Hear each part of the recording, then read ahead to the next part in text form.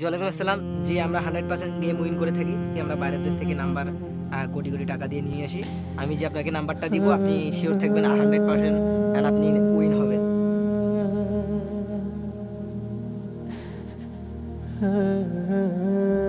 আচ্ছা, কিরে দোস্ত, কি অবস্থা? তোর তো দেখাই নাই।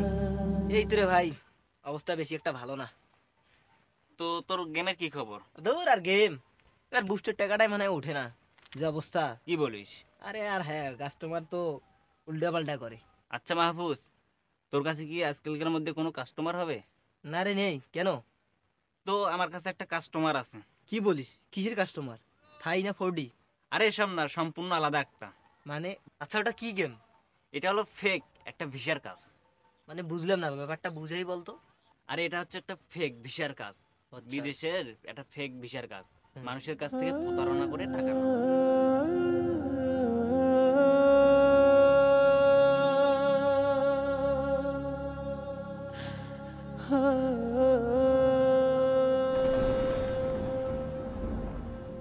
আর কি বলিস ভাই, এটাতে তো খুব সহজে টাকা ইনকাম করা যাবে, সহজে টাকা নেওয়া যাবে ওদের কাছ থেকে। আচ্ছা, তুই আজকে সন্ধ্যা 7টার সময় আমার সাথে দেখা কর। আমরা আজকে সন্ধ্যায় কাস্টমারের সাথে কথা বলবো। আচ্ছা ঠিক আছে। আচ্ছা, তুই এখন বাসায় চল, ইউটিউবে একটু দেখ। হুম। দেখলে মানে কাস্টমারের সাথে কথা বলতে সুবিধা হবে। আচ্ছা।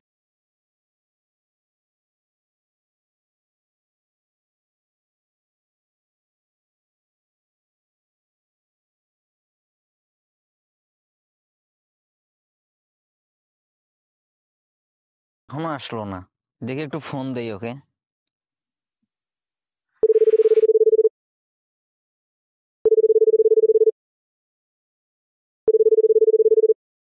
হ্যাঁ মাহফুজ, হ্যাঁ, কই তুই?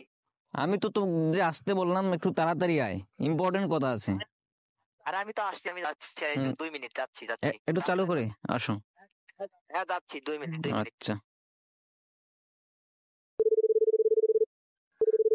হ্যালো। হ্যাঁ মাহফুজ, কই? হ্যাঁ কই তুই? আমি তো আসছি। আমি তো ওখানেই আছি। কোথায়? ওই তো তোমাকে দেখা পাচ্ছে, তুমি ও আচ্ছা আচ্ছা, দাঁড়া দাঁড়া, যাচ্ছি। খিরি, কি অবস্থা? কি রে, তুই এত লিট করে আসলি কেন? আর একটু বাসার কাজ ছিল তো। অনেকক্ষণ থেকে একটা কাস্টমার ফোন দিয়েছে, বুঝছিস? আচ্ছা দে, আমি কথা কথা বলা বলি। লাগবে, কথা বল। দে দে দে, আমি কথা বলি।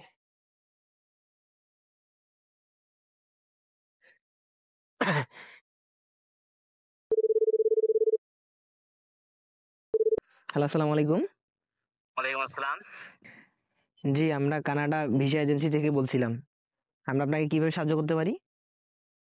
হ্যাঁ, আমি বাইরের দেশে থাকি, বুঝছেন, আমি কানাডা যেতে চাই।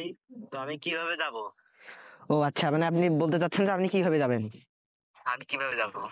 তো ভাই, আমি প্রথমে তো বলতে চাই আপনাকে, আপনি যেহেতু এই দেশে আসতে চান কানাডা, সেটা ফুল নির্ভর করে কানাডা গভর্নমেন্টের কাছে, ঠিক আছে? ঠিক আছে, আপনি আসতে পারবেন কিনা সেটা ফুল নির্ভর করে কানাডা গভর্নমেন্টের কাছে। প্রথমত আপনি যখন আসবেন তখন কানাডা গভর্নমেন্টের কাছে আপনাকে একটা অ্যাপ্লিকেশন।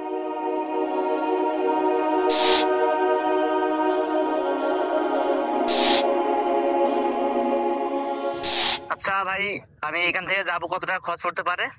ভাই প্রথমত আপনাকে এই দেশে আসতে হলে আপনাকে 12 লাখ টাকা লাগবে, ঠিক আছে?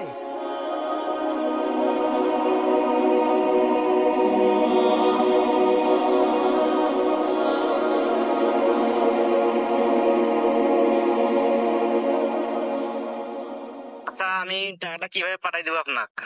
জি ভাই, টাকাটা আমি আপনাকে একটা নাম্বার দিব, ওরা আমার এজেন্সি, ঠিক আছে?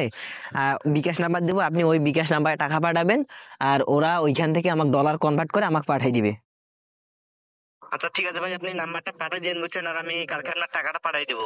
আচ্ছা ভাই, ধন্যবাদ আপনাকে। আর আপনি কালকে টাকাটা পাঠিয়ে দিয়ে আমাকে একটু কল দিয়েন, ঠিক আছে? ঠিক আছে ভাই, কল দিব। আচ্ছা ভাই, ঠিক আছে, ধন্যবাদ। আসসালামু আলাইকুম। বন্ধু, বন্ধু লাগবে গেছে বন্ধু। বন্ধু, তুই তো দেখাই দিলি রে হ্যাঁ বন্ধু, কপাল খুলে গেছে বন্ধু। হুম। শোন বন্ধু, এই কথা কাউকে বলিস না, না, ঠিক না, আছে? পাগল এখন নাকি? অনেক রাত হয়ে গেছে, চলে যাই, চল আচ্ছা, আমরা চল চল চল চল।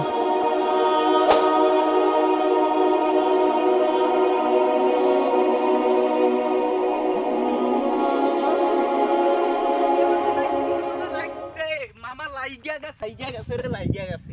আরে মামা, লাইগা। এত খুশি কেন? কি লাগে গেছে? আরে ভাই, কালকে যে আমরা কথা বললাম, বুঝছস, টাকা তো লাগিয়ে গেছে মামা। আরে কি বলিস মামা? আরে তুই বিশ্বাস করতে আরে পারছিস মামা, না, তুমি আমি তো তো আমাদের বিশ্বাসই কবর করতে খুলে পারছিস গেলো, না, মামা। মামা। তুই চল আগে রাস্তাটা করে আজকে তো বড় একটা পার্টি হবে মামা। নাস্তাটা করে এসে ফোন গাড়িতে বাইর করতে হবে। চল বেটা চল।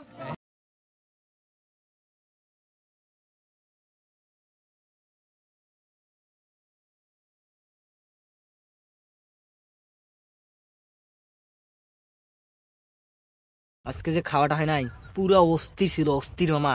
সেই সেই আর যে শপিংটা, ও মামা কি বলবো। এরকম যদি প্রতিনিয়ত চলে আমাদের লাইফ তো মনে করো একবারে Life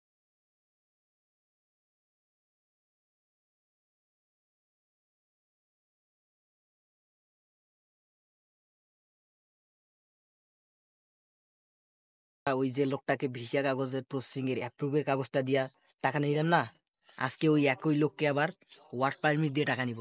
কি বলিস? হুম ওইটাই করতে সেটাই হবে, ঠিক কর। আছে? ওইটা নিয়ে টাকা, ওইটা কিরে দিলে মাহফুজ, আবির, হ্যাঁ, কি খবর? কি খবর, ভালো? তোদের যে দেখাই নাই, এই তো এই তো এখানে আড্ডা দেখা দিতেছি। আছি। কি বিষয়ে কথা বলছিলি? আরে না, এমনি আর কি কথা বলতেছি। আসলে ভাই, আইতে বলিস তুই। আরে বলি বলি শুনি। আরে কি ফিস করতেছিস তোরা? আসলে ভাই, আমরা অনলাইনে একটা গেম খেলতেছি, ঠিক আছে? তাই? কি গেম? আসলে ভাই গেমটা হচ্ছে কি জানেন, ওই যে আপনার ভিসার কাগজ আছে না, ভিসা যে দেয়, সেটা হচ্ছে অনলাইনের মাধ্যমে মানুষের সঙ্গে প্রতারণা করা, ঠিক আছে? মানে আমাদের বলতে হবে যে আপনাকে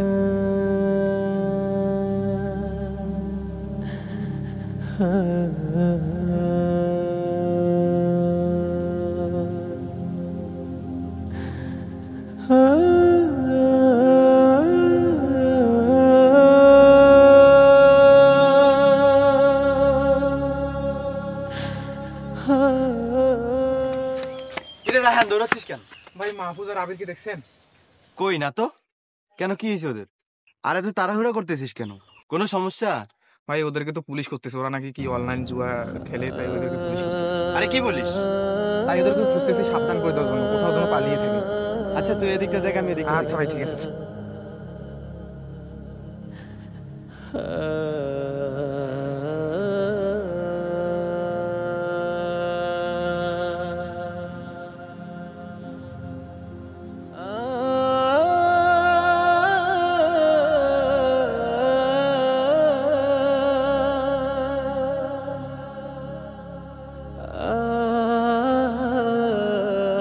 আসসালামু আলাইকুম। ওয়ালাইকুম আসসালাম। রায়হান, ভালো আছো? আছি আলহামদুলিল্লাহ। ভাই আপনি কেমন আছেন? এই তো আছি আলহামদুলিল্লাহ। ভাই আপনার কয়দিন এতে দেখা যাচ্ছে না? আমি শহরে গেছিলাম তো কাজের জন্য, সেজন্য আর কি দেখা পাবো। আজকেই আসলাম। আচ্ছা একটা কথা, মাহফুজ আর আবিরকে দেখছি না কেন? ভাই আপনি শোনেন নাই, মাহফুজ আর আবিরকে তো পুলিশ ধরে নিয়ে গেছে। ইন্না লিল্লাহ। আচ্ছা শোন, তোরা কি জানিস তিরমিজি শরীফের 1315 নম্বর হাদিসে কি বলা হয়েছে? নবীজি সাল্লাল্লাহু আলাইহি ওয়াসাল্লাম বলেছেন, প্রতারকদের সাথে আমাদের কোনো সম্পর্ক নেই। ধোঁকা, প্রতারণা এগুলো মুমিনদের কাজ না, এগুলো কপট ব্যক্তিদের কাজ। কিন্তু ভাই আগে শুন, আমি বলি, আমার কথাটা শুন, তারপর কথা বল। যারা আল্লাহ ও তার প্রিয় বান্দাদের প্রতারিত করে, তারা নিজেরাই প্রতারিত হয়। আল্লাহ তাআলা কুরআন শরীফে বলে, সূরা বাকারার 9 নম্বর আয়াতে, তারা আল্লাহর প্রিয় বান্দা ও তার মুমিন ব্যক্তিদের সাথে প্রতারণা করতে গিয়ে আড়ালে তারা নিজেরাই প্রতারিত হয়, কিন্তু তারা এটা উপলব্ধি করতে পারে না। এখন তোরাই ভেবে বল, তোরা কি তাদের সাথে প্রতারণা করতেছিস না নিজেরাই প্রতারিত হচ্ছিস? প্রকৃতপক্ষে তোরা নিজেরাই প্রতারিত হচ্ছিস। আচ্ছা ভাই, আমরা তাহলে কি করতে পারি? আমাদের করণীয়টাই কি?